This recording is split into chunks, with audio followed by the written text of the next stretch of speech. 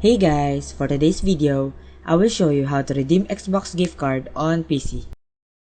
So the first thing you want to do is head over to your Windows icon on your Windows device, and in the search box you want to type in Microsoft Store.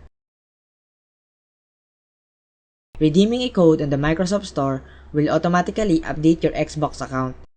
So to get started, open the Microsoft Store application and ensure that you are logged in into your Microsoft account. If you are logged in, you should see your profile displayed on the top right hand corner of the screen. And to redeem an Xbox code to your Microsoft account, click on your profile picture and select the redeem code or gift card option from the available menu.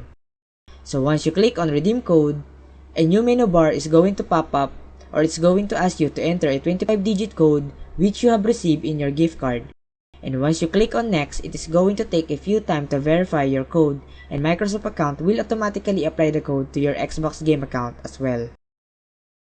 So in this way, you can really easily redeem your code on your Xbox code to your Microsoft account. So there you have it. Thank you for watching, and please don't forget to subscribe.